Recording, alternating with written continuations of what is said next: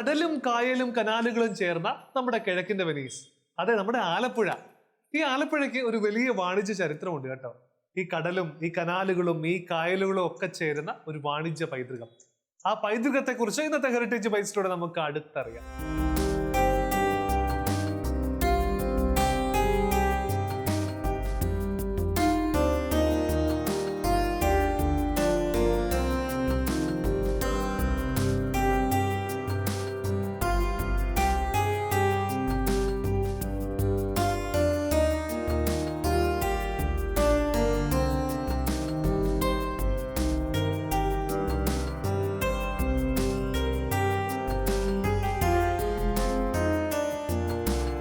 ആലപ്പുഴയുടെ സ്പന്ദനം അറിയാവുന്ന ഒരു ആലപ്പുഴക്കാരൻ, ഒരു ഗാന്ധിയൻ, അതുപോലെ തന്നെ സാമൂഹ്യ പ്രവർത്തകനായ KG ജഗദീശ്വരൻ സാറാണ് നമ്മുടെ ആലപ്പുഴയെ കുറിച്ച് കൂടുതൽ പറയുവാനായിട്ട് കൂടെ ഉള്ളത് കേട്ടോ. തിരുവിതാംകൂറിൻ്റെ ഭൂപ്രദേശമായിരുന്നു ഇവിടം. തിരുവിതാംകൂർ യുദ്ധങ്ങളിലൂടെ തിരുവിതാംകൂറുണ്ടായ സാമ്പത്തിക തകർച്ച, ആ തകർച്ച പരിഹരിക്കുന്നതിന് വാണിജ്യം, പ്രത്യേകിച്ച് വിദേശ വ്യാപാരങ്ങൾ ഏറെ പ്രധാനപ്പെട്ടതാണ് എന്ന് മനസ്സിലാക്കിയ ഭരണ നേതൃത്വം പുതിയ പോർട്ടുകളെക്കുറിച്ച് തുടങ്ങാനുള്ള സാധ്യതയെക്കുറിച്ച് അന്വേഷിച്ചു. അങ്ങനെ പുതിയ പോർട്ടുകളെക്കുറിച്ചുള്ള അന്വേഷണത്തിനകത്താണ് ഈ പ്രദേശത്ത് അവരുടെ ശ്രദ്ധ പതിയുന്നത്. ഈ പ്രദേശത്തിന് അതിൻ്റേതായ ഒരു സവിശേഷതയുണ്ടായിരുന്നു. ഈ പ്രദേശത്താണ് പുന്നപ്പുറ അമ്പലപ്പുഴ തൊട്ട് ഇങ്ങോട്ട് ഈ പ്രദേശത്ത് ചാകര എന്ന് പറയുന്ന ഒരു പ്രതിഭാസമുണ്ട്. ചാകര എന്ന് പറഞ്ഞാൽ, അതെ, ചാകര എന്ന് പറഞ്ഞാൽ ആ ചാകരയ്ക്ക് കാരണം തന്നെ പുഴകൾ സംഭാവന ചെയ്തൊരു നഗരം എന്ന് വേണമെങ്കിൽ പറയാൻ കഴിയും ഈ നഗരത്തെക്കുറിച്ചിട്ട്. അപ്പോൾ ആ പുഴകളിലൂടെ ഒഴുകി വരുന്ന കിഴക്കൻ്റെ എക്കൽ മുഴുവൻ ഈ പ്രദേശത്താണ് വന്ന് അടിയുന്നത്. അങ്ങനെ അടിയുന്ന ആ പ്രദേശത്തെ ചെളി അറിയുന്നു. ആ ചെളിയിലേക്കാണ്, കടൽ ചെടിയിലേക്കാണ് മീനുകൾ വരുന്നതും അവരുടെ ആവാസ വ്യവസ്ഥ ഉറപ്പിക്കുകയൊക്കെ ചെയ്യുന്നത്. ഈ സമയത്ത് ഒരു 3 മാസക്കാലം ശാന്തമായിരിക്കും ഈ കടൽ. വളരെ ശാന്തമായ കടലാണ്. ശാന്തമായ ഈ കടലിലേക്ക് കപ്പലുകൾക്ക് വരാനും കയറ്റിറക്ക് നടത്താനും എളുപ്പമാണ് എന്ന് മനസ്സിലാക്കിയ വിദഗ്ധരാണ് ആലപ്പുഴയിൽ ഇങ്ങനൊരു പോർട്ട് തുടങ്ങുന്നതിനെക്കുറിച്ച് ചിന്തിക്കുന്നതും. രാജാ കേശവദാസനാണ്, വലിയ ദിവാനായിരുന്ന രാജാ കേശവദാസൻ. അദ്ദേഹം വളരെ ചിന്തകനും സത്യസന്ധനും നീതിമാനുമായ ഒരു ഭരണാധികാരിയാണ്. അദ്ദേഹം സൃഷ്ടിച്ചെടുത്ത തിരുവിതാംകൂറിൻ്റെ ആദ്യത്തെ ആധുനിക നഗരം എന്ന് വേണമെങ്കിൽ പറയാൻ കഴിയുന്ന ഒരു പട്ടണമാണിത്. ആധുനിക നഗരം. അത് ഒരുപക്ഷെ ഇവിടുത്തെ ആ ഡിസൈൻ കൊണ്ടാണോ അങ്ങനെ പറയാൻ സാർ? തീർച്ചയായിട്ടും. അതിനെ കിഴക്കിൻ്റെ വെനീസ് എന്നാണ് ഇത് അറിയപ്പെടുന്നത്. യഥാർത്ഥത്തിൽ കിഴക്കിൻ്റെ വെനീസ് എന്നതിനെ വിളിച്ചത് കഴ്സൺ പ്രഭുവാണ്. അല്ലെങ്കിൽ ഇന്ത്യയുടെ വൈസ്രോയി ആയിരുന്ന കഴ്സൺ പ്രഭു അദ്ദേഹത്തിൻ്റെ സഞ്ചാരത്തിനിടയിൽ കൊല്ലത്ത് നിന്നും ബോട്ട് മാർഗം ആലപ്പുഴയിലെത്തുകയും ആലപ്പുഴയുടെ ഭൂപ്രകൃതികൾ കാണുകയും മനസ്സിലാക്കുകയും ഈ നഗരത്തിലെത്തുമ്പോൾ ഈ നഗരത്തിൻ്റെ സവിശേഷതകൾ കണ്ടിട്ടാണ് അദ്ദേഹത്തിൻ്റെ മനസ്സിലാണ് ഇത് കിഴക്കിൻ്റെ വെനീസാണ്. അന്ന് വെനീസ് തകർച്ചയുടെ വെള്ളമാണ്. അപ്പോൾ തകർന്നു പോകുന്ന കിഴക്കിൻ്റെ സമാനതകളുള്ളൊരു പട്ടണം കിഴക്കുണ്ടായിരിക്കുന്നു എന്നൊരു ബോധ്യം ഉണ്ടാവുകയും ഇതിനെ കിഴക്കിൻ്റെ വെനീസ് എന്ന് അദ്ദേഹമാണ് ആദ്യം വിളിക്കുന്നത്. അദ്ദേഹത്തിൻ്റെ രേഖകളിൽ നിന്ന് പറയുന്നുണ്ട്. ഈ നഗരം ഇവിടെ രൂപപ്പെടുത്തിയെടുക്കുമ്പോൾ ഇവിടെ നിന്ന് കപ്പൽ തുറ എന്നേ പറയാൻ കഴിയുള്ളൂ. അന്ന് ആധുനിക തുറമുഖമായിട്ടില്ല, അത് കപ്പൽ തുറയാണ്. അപ്പോൾ ഇവിടെ എനിക്ക് തിരുവിതാംകൂർ മഹാരാജാവ് 3 കപ്പലുകൾ സ്വന്തമാക്കിയിരുന്നു. ഇവിടെ മാത്തൂത്തരകൻ എന്ന് പറയുന്ന അമ്പലപ്പുഴക്കാരനായ നാട്ടുരാജാവിന് 2 കപ്പലുകളുണ്ടായിരുന്നു. ഈ കപ്പലുകളൊക്കെ ഈ പോർട്ടിന് വേണ്ടിയിട്ടാണ് ഉണ്ടായത്. നമ്മളിപ്പം ഈ കാണുന്ന ആ ജസ്റ്റ് തൂണുകൾ മാത്രമുള്ള ആ ഒരു ഭാഗമായിരുന്നു അവിടെയായിരുന്നു പോർട്ട് എന്ന് പറഞ്ഞാൽ. അതുണ്ടാവുന്നത് കടൽപ്പാലത്തിൻ്റെ വരവോടുകൂടിയാണ്. അവിടെ ഈ കടൽപ്പാലത്തോടുകൂടിയാണ് ഇന്ന് കാണുന്ന ഇതുണ്ട്. അതിന് മുമ്പ് ഇവിടെ പോർട്ട് ഉണ്ടായിരുന്നു. അത് കപ്പൽത്തുറ എന്ന് പറയുന്നത്. അതിൽ ഇതൊരിക്കലും തുറമുഖം എന്ന് നമുക്ക് അവകാശപ്പെടാൻ കഴിയുമോ എന്ന് എനിക്കറിയില്ല. ആധുനിക ഒരു ധാരണയിൽ ഇതൊരു തുറമുഖമായിരുന്നില്ല, കപ്പൽത്തുറയായിരുന്നു.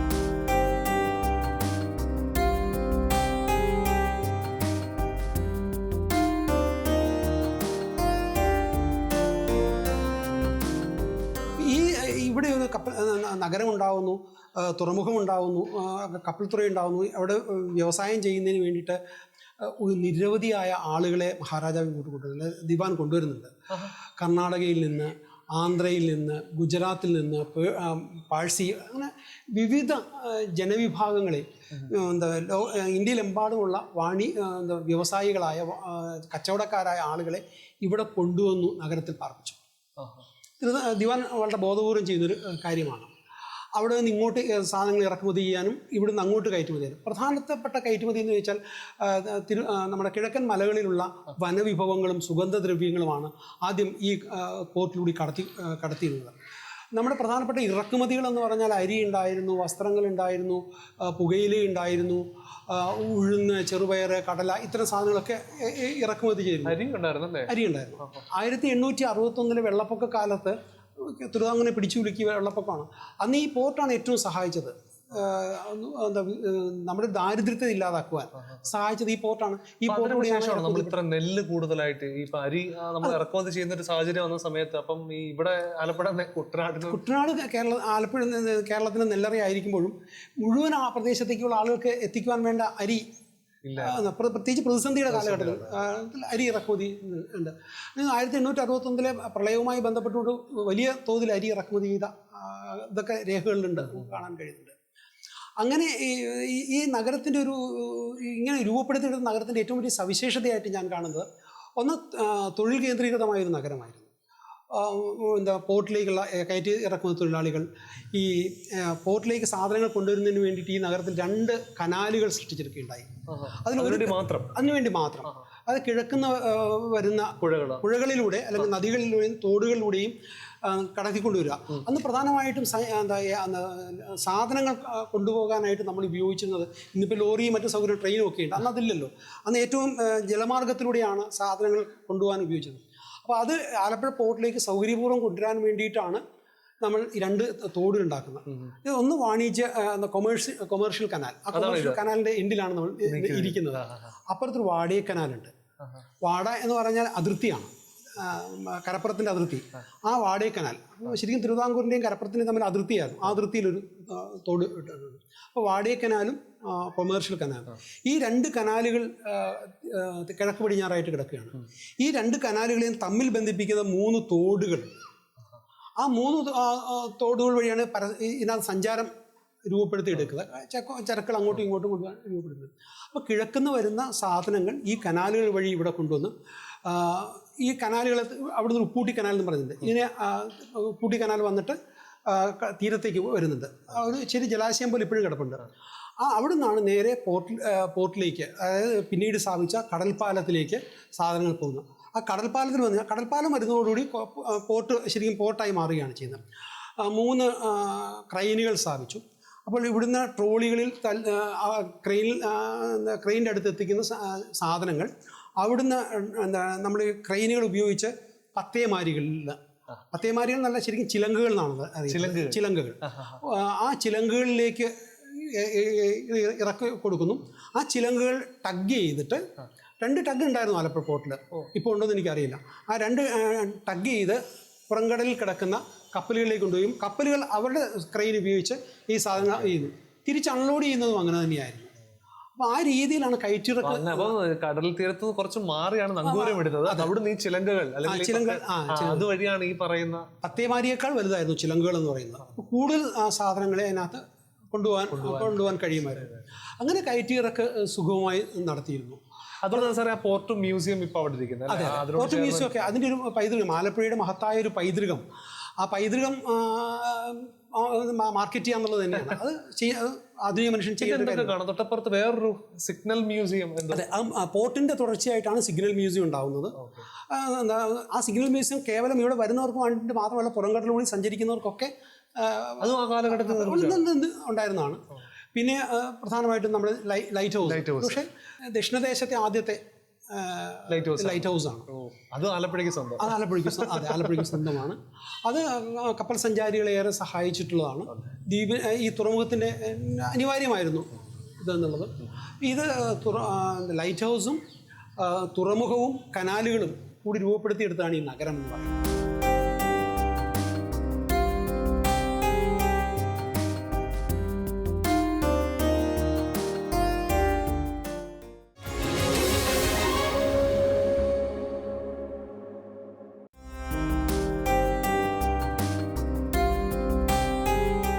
ലോകത്തിൽ നിന്നൊരു 10-20ലധികം രാജ്യങ്ങൾ ഈ പോർട്ടുമായി കച്ചവടം നടത്തുന്നുണ്ടായിരുന്നു. 10-20 രാജ്യങ്ങളിലെ കപ്പലുകൾ നമ്മുടെ പോർട്ടിൽ വരാറുണ്ടായിരുന്നു. കയറും മറ്റു ഉൽപ്പന്നങ്ങളും ഉണ്ടായിരുന്നു, മലഞ്ചരക്കുകൾ. ഏറ്റവും കൂടുതൽ കുരുമുളക്. നമ്മൾ തൊട്ട് അപ്പുറത്ത് കാണുന്നത് ഗുജറാത്തി സ്ട്രീറ്റാണ്.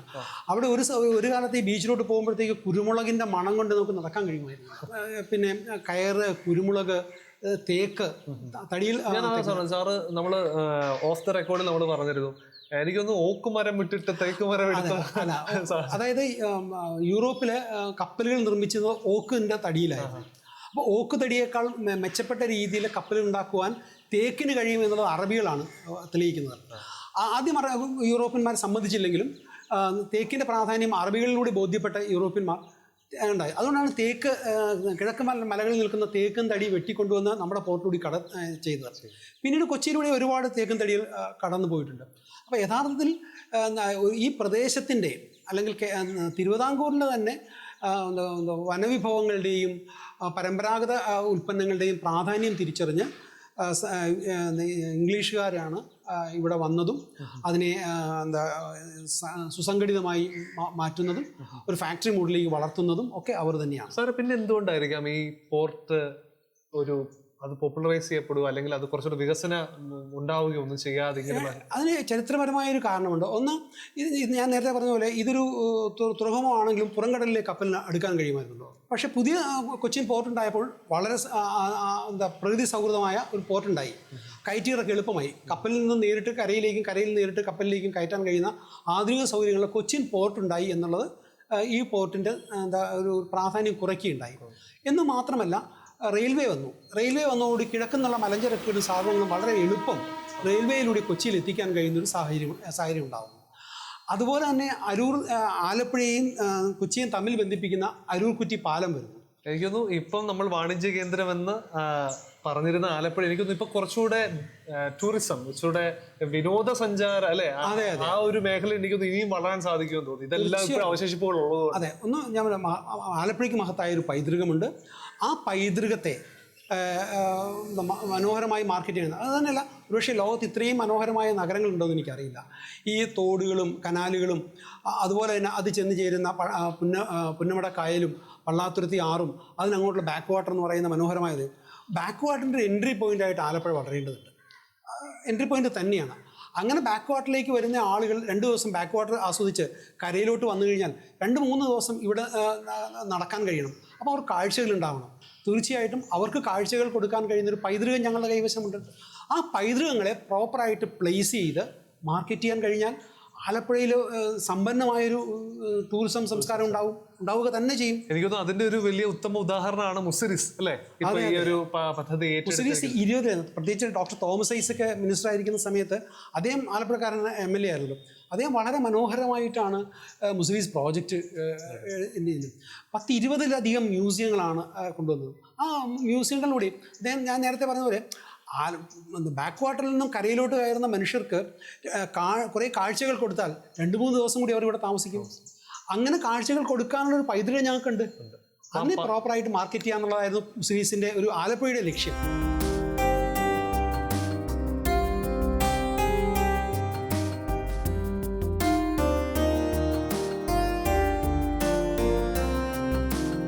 ആലപ്പുഴയെ സംബന്ധിച്ച് വിനോദസഞ്ചാര മേഖലയുടെ ഒരു ഭൂപടം പരിശോധിക്കുമ്പോൾ ഒരു ജനപ്രിയ വിനോദസഞ്ചാര മേഖലയായി ആലപ്പുഴ എന്തുകൊണ്ട് മാറുന്നു എന്നുള്ളൊരു ചോദ്യവും, അല്ലെങ്കിൽ എന്തുകൊണ്ട് ആലപ്പുഴയിലേക്ക് വിനോദസഞ്ചാരികൾ എത്തിച്ചേരുന്നു.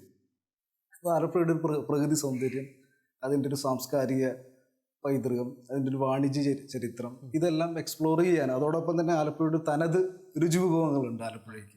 ഉദാഹരണത്തിന് കുട്ടനാടൻ താറാവ് കറി, ആലപ്പുഴയുടെ ഒരു സ്പെഷ്യൽ കരിമീൻ, അങ്ങനെ തീരദേശ മേഖലയിലെ രുചിവിഭവങ്ങൾ, ആലപ്പുഴയുടെ ഒരു റെസ്പോൺസിബിൾ ടൂറിസത്തിൻ്റെയൊക്കെ ഭാഗമായിട്ടുള്ള തനത് കൃഷി രീതികൾ, അങ്ങനെ വിവിധങ്ങളെ വ്യാപിച്ച് കിടക്കുകയാണ്. അപ്പോൾ ആലപ്പുഴ എന്തുകൊണ്ടും ലോകത്തിന് മുന്നിൽ നമുക്ക് സാംസ്കാരികപരമായും പൈതൃകപരമായും എടുത്തു കാണിക്കാൻ പറ്റുന്നൊരു സ്ഥലമായി ആലപ്പുഴയാണ്. പക്ഷെ ആലപ്പുഴയിൽ ഒരു 2 ലക്ഷത്തിൽ പരം ടൂറിസ്റ്റുകൾ, ഇൻ്റർനാഷണൽ ആൻഡ് ഡൊമസ്റ്റിക് ടൂറിസ്റ്റുകൾ ആലപ്പുഴയിൽ എത്തിച്ചേരുന്നുണ്ട്. എല്ലാവരും ആശ്രയിക്കുന്നത് ബാക്ക് വാട്ടർ ടൂറിസത്തെയാണ്. ടൂറിസം ഇപ്പോൾ ഹൗസ് ബോട്ടിൽ താമസിക്കുക, അവിടെ നിന്നും മൂന്നാറിലേക്കും അതോടൊപ്പം മറ്റു വിനോദസഞ്ചാര മേഖലയിലേക്കും പോവുക. പക്ഷെ ആലപ്പുഴയിൽ അതിലുപരി ഒരുപാട് മേഖലകൾ കാണുവാനുണ്ട്.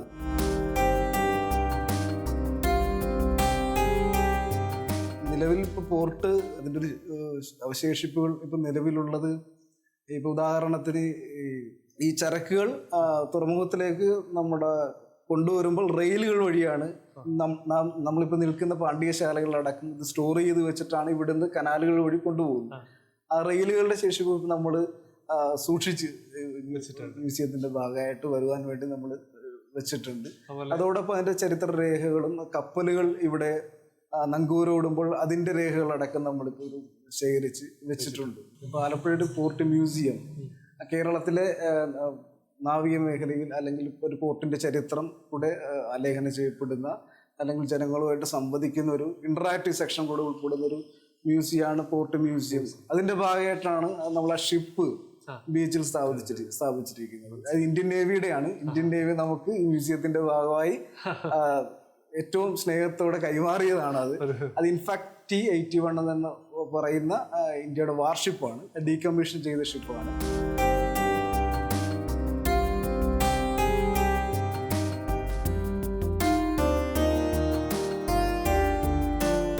കായലരികത്ത്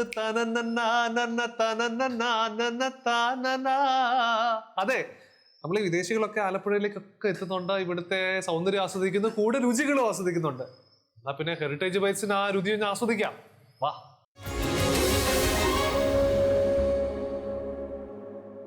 ആലപ്പുഴ പോർട്ടിന്റെ വിശേഷങ്ങൾ അറിഞ്ഞു, ആലപ്പുഴയിലെ കനാലുകളെ കുറിച്ചൊക്കെ നമ്മൾ അറിഞ്ഞു. നമ്മുടെ ജഗദീശൻ സാർ നമുക്ക് വളരെ മനോഹരമായിട്ട് പറഞ്ഞു തന്നു.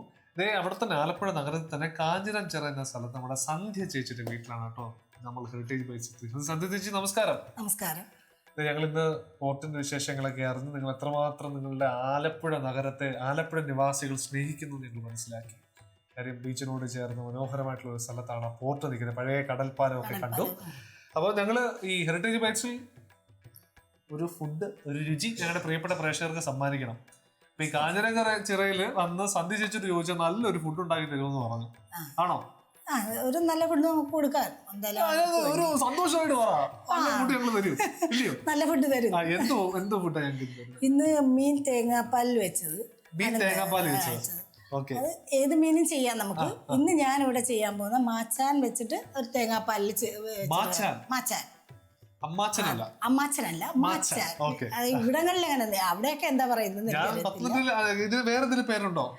വേറെ പേര് കറുത്ത ആകോലി എന്ന് പറയുന്ന ഒരു ആവോലി നമ്മുടെ അവിടെ കേൾക്കുന്ന പേരാണ്. നിങ്ങൾ ഓരോരുത്തരും കമന്റ് ചെയ്യണം നിങ്ങളുടെ നാട്ടിലൊക്കെ എന്തൊക്കെ പേരാ പറയുന്നത്. ഓക്കെ, ഇപ്പൊ ഇതാണോ ആ മീൻ? ഇതല്ലേ മീൻ? ഇങ്ങനെ നമ്മളത് മുറിച്ച് വെച്ചേക്കാം, കഴുകി വൃത്തിയാക്കി വെച്ചിരിക്കുകയാണ് മീൻ. ഇത് നമ്മൾ ഇനി ഇപ്പൊ ചെയ്യാൻ പോകുന്നത് ഇതൊന്ന് മാരിനേറ്റ് ചെയ്യണം. അതായത് നമ്മളിത് ഉപ്പും മഞ്ഞപ്പൊടിയൊക്കെ ചേർത്ത് ഒരു 10 മിനിറ്റ് അത് പെരട്ടി വെക്കണം. അത് കഴിഞ്ഞിട്ടാണ് നമ്മൾ ബാക്കി ഉള്ള കാര്യങ്ങളൊക്കെ ചെയ്യുന്നത്. മസാലകളൊക്കെ പെരട്ടി വെക്കാൻ പോവുകയാണ്. ചെയ്യാം. മഞ്ഞപ്പൊടി, കുരുമുളക് പൊടി, നാരങ്ങാനീര്, ആവശ്യത്തിന് ഉപ്പ് ഒന്ന് പെരട്ടി വെക്കുന്നു.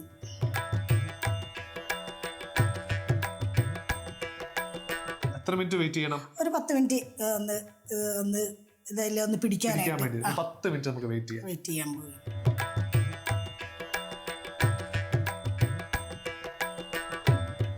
സന്ധ്യ ഇപ്പൊ ഏകദേശം ഒരു 10 മിനിറ്റ് ആയല്ലേ? 10 മിനിറ്റ് ആയിട്ടുണ്ട്. ഇനി നമുക്കിത് ഒന്ന് ഫ്രൈ ചെയ്തെടുക്കണം. ഓക്കെ.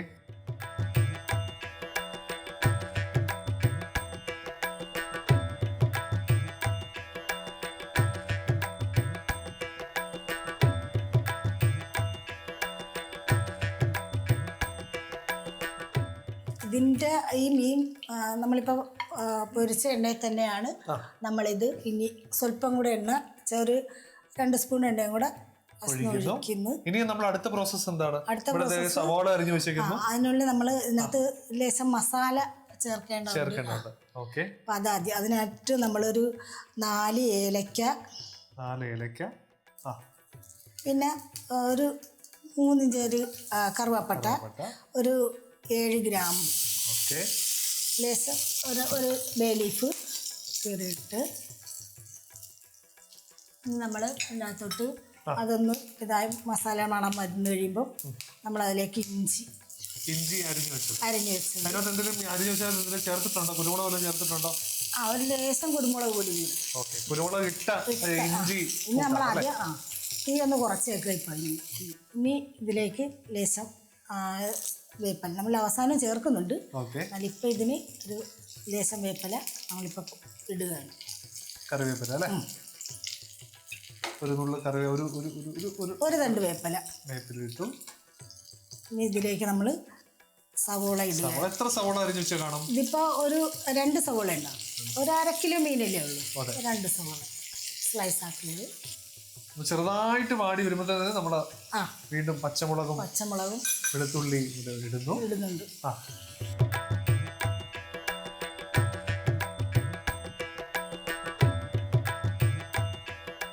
ഇനി പൊടികൾ ചേർക്കാൻ പോവുകയാണ് നമ്മൾ. ലേശം മഞ്ഞപ്പൊടി കൂടെ നമ്മൾ ഇടുക. എന്നൊരു കളർ, ഒരു മഞ്ഞ കളറാണ് ഈ കറി. ഒരു 1/2 സ്പൂൺ മല്ലിപ്പൊടി. അല്ലാത്ത മസാല കൂട്ടുകൾ വേറെ ഇല്ല അല്ലേ? വേറെ ഒന്നുമില്ല ഇതിന്. അങ്ങനൊന്നും ഇല്ല. കുരുമുളക് പൊടിയാണ് നമ്മൾ ചേർക്കുന്നത്. ഇനിയിപ്പോൾ നമ്മൾ ഇതിനകത്ത് 1 സ്പൂൺ കൂടെ ചേർത്തു.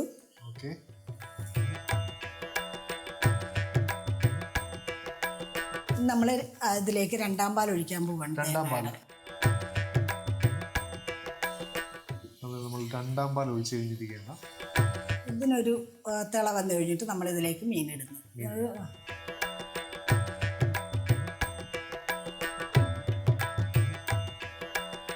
ഇത് തിളച്ചിട്ടുണ്ട്. ഇപ്പോൾ ഒരുപാട് നേരം വേണ്ട. ഇതിപ്പോൾ ഒന്ന് എളുപ്പം ചെയ്യാവുന്ന, ഒന്ന് തിളച്ചാൽ മതി. അതുകൊണ്ട് നമ്മളത് മീൻ അധികം നന്നായിട്ട് മൊരിയാത്ത ഈ തേങ്ങാപ്പാലിൽ കിടന്ന് ഒന്ന് ഇതായാൽ മതി. തീ കുറച്ചിട്ട് നമ്മൾ 1ാം പാൽ ഒഴിക്കാൻ പോവാണ്. 1ാം പാൽ ഒഴിക്കാൻ പോവാണ്.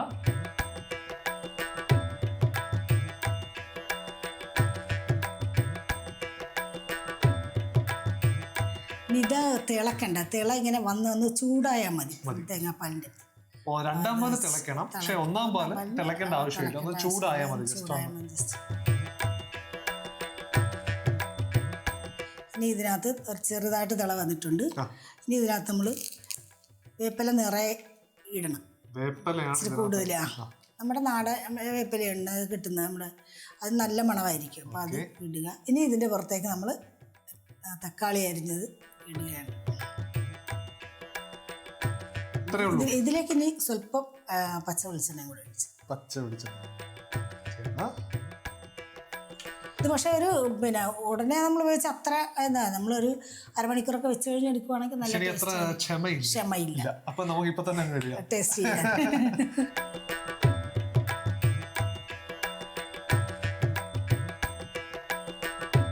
നമ്മുടെ സന്ധ്യ ആന്റിയുടെ തേങ്ങാപ്പാൽ ഒഴിച്ച മീൻ കറി നമുക്കൊന്ന് കുറച്ചുകൂടി ഇരുന്നാൽ കുറച്ചുകൂടി സെറ്റായാൽ അത് അല്ലേ? ഇത് എത്രമാത്രം നമ്മൾ ആദ്യം മാരിനേറ്റ് ചെയ്ത് വെക്കുമ്പോൾ അതും കുറേ നേരം വെച്ചിരുന്നാൽ കുറച്ചുകൂടി നല്ലതായിരിക്കും. മിനിമം 10 മിനിറ്റ് വെക്കണം ആ സമയത്ത്.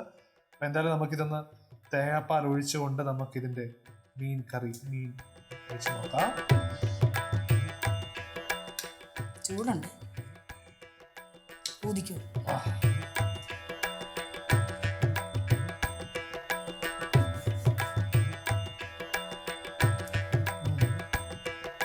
അപ്പം ഞാൻ വിചാരിച്ചു ഇത്രയും കുരുമുളക് ഇടുമ്പോൾ നല്ല എരിവേ ഇല്ല. എരിവെന്ന് പറയുന്നൊരു സാധനമേ ഇല്ല. സംഭവം നിങ്ങൾക്ക് എരിവ് വേണമെങ്കിൽ കുറച്ചുകൂടെ വേണമെങ്കിൽ പച്ചമുളക് ഇടാം. കുരുമുളക് പൊടിയും കൂടി ചേർത്താൽ സൂപ്പർ ആയിട്ടുണ്ട്. ഒരു അപ്പവോ ഇടിയപ്പവോ ചപ്പാത്തിയോ കിട്ടിയാ കഴിക്കാൻ പറ്റും. അപ്പം റെഡിയാക്കണം. നമുക്ക് അപ്പം തന്നെ ഇപ്പൊ അകത്താക്കാം. ഞാൻ ഇതിന്റെ ചാറ് മാത്രം ഒന്ന് കഴിച്ചു പോകട്ടെ. സൂപ്പർ കേട്ടോ. സന്ധ്യന്റെ മസാലകളൊക്കെ സൂപ്പർ ആയിട്ടുണ്ട്. എല്ലാം കണക്കിന് ഉപ്പാണെങ്കിലും എരിവാണെങ്കിലും ഇനി അത്ര എരിവുള്ള കഴിക്കുന്ന ഒരാളല്ല. പക്ഷെ ഉപ്പാണെങ്കിലും എരിവാണെങ്കിലും എല്ലാം സമാസമം. മീനാണെങ്കിലും കൃത്യമായിട്ട് പ്രോപ്പറായിട്ട് അത് അതിൽ പിടിച്ചിട്ടുണ്ട് മസാല. നമ്മൾ ഇട്ടേക്കുന്ന സാധനം അതുപോലെ തന്നെ നന്നായിട്ട് വെന്തിട്ടുണ്ട്.